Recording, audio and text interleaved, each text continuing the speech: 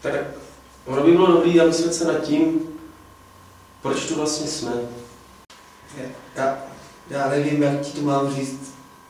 Prostě strašně Nás mrzí, že Kyberprostor vznikl rozpínáním vesmíru asi před 2000 let. a doufám, že vás bude víc. Protože má to plody. Dívej se tady na ty děti. Ten lídr snad není možný, jak to může takový člověk prostě dělat. Já jsem ti fakt věřil. Já jsem myslel, že to zvládneš. Mě to teď strašně všechno mrzí, ale... Vzpomeneme-li si na pekingského psíka, který převrátí svou tlamu na ruby a tím se dokáže pozřít celý. Jsi říkal, že mi dáš scénář. No a jsem se ještě nedostal k účastníkům. Kde jsme takový pitomce vůbec sehnali?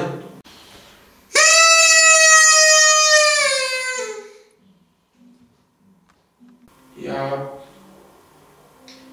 myslím, že ti lidi to nechcou dělat. Prostě nechcou. A dělají to blbě.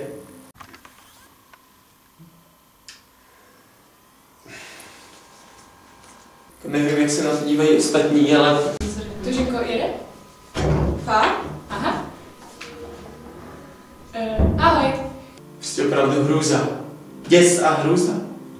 Ono je jedno, jaká bude nakonec organizace, jak to tady bude vypadat, jaký to nakonec bude. Hlavně, že tady jsme a poznáváme se. A můžeme nalézt Fantastické jídlo.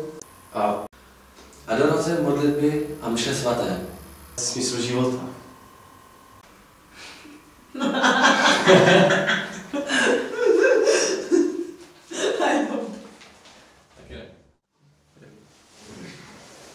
Lidi, opravdu to stojí.